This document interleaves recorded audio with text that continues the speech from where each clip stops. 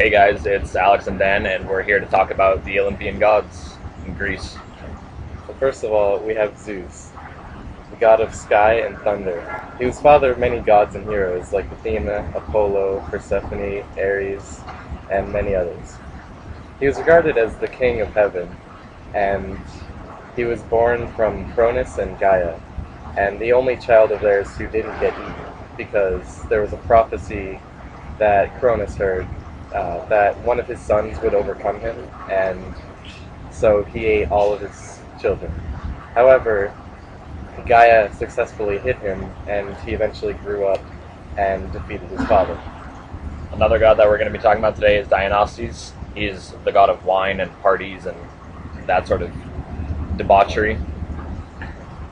He's also famous for festivals, and he's commonly used in epic poems like the Aeneid and all of the different poems written by Homer, because he was seen as the god of parties. One interesting thing about him is that he was actually killed before he was born, where he was then taken by Zeus and then planted into another mother. So he's called a dying god because he died and then was resurrected into life. The third god we have here is Poseidon. He was the god of the sea as well as earthquakes, and he is a protector of many Greek cities, with the notable exception of Athens, who is protected by Athena.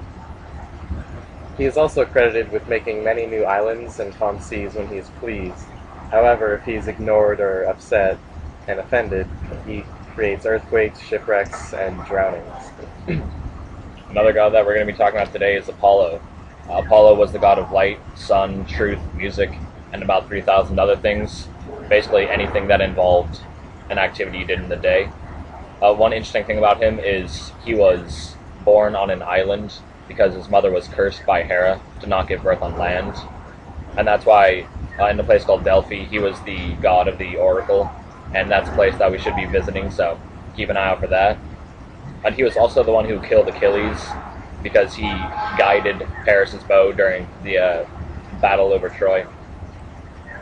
Another god we're talking about is Hades. He is god of the underworld, as you probably know, and he was the first child of Cronus and Rhea. He helped Zeus and Poseidon defeat the Titans for control of the world by destroying their weapons.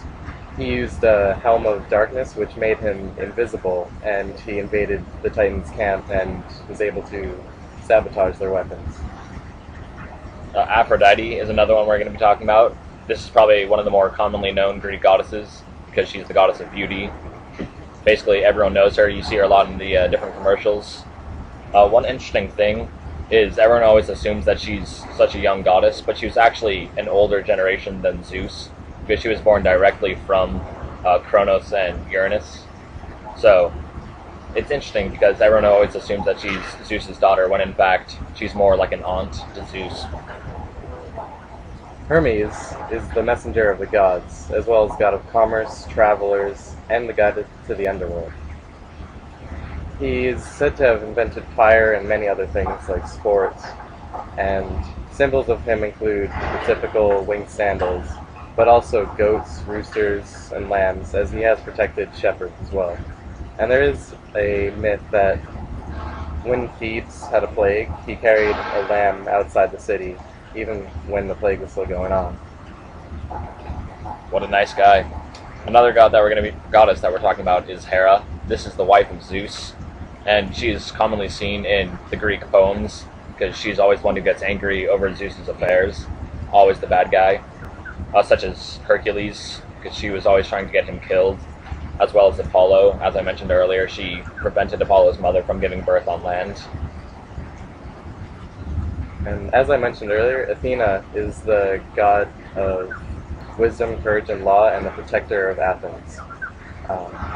She and Poseidon had a competition over who would protect Athens, and Poseidon gave them a trident which rose the seas and gave them trade through water, and Athena gave them an olive tree which gave them obviously olives but also wood, and the Athenians chose the olive tree as their gift, and so Athena became the protector of Athens. She is symbolized by owls, olive trees, and an aegis, which is like a shield. One of the other gods we'll be talking about is Hephaestus. He's a very interesting god because he's the only one ever depicted to be somehow crippled because he was born with a lame leg. This is problematic because most Greeks find that like subhuman, so he was often seen as a very negative image. He was the god of volcanoes, blacksmithing, technology, craftsmanship, and a lot of the other like metalworking professions. But the interesting thing is he was originally exiled by Hera for something he did, and he's the only Olympian to ever return from this exile. Another important god we have is Ares. He is the god of war and violence, and symbolized by the spear, helmet, and chariot. He represents the physical and violent side of war, as opposed to military strategy and intelligence that Athena represents. And Greeks regarded him as necessary for victory, but still dangerous and destructive, so they were mostly ambivalent towards him. And he wasn't worshipped very often, outside of Sparta, where every child would sacrifice a dog in his honor. The final god we're going to be talking about today, or goddess, is Artemis.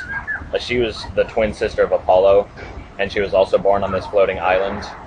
The interesting thing about Artemis is she's known as the Virgin Hunter, because she was the goddess of hunting animals and also childbirth and virginity.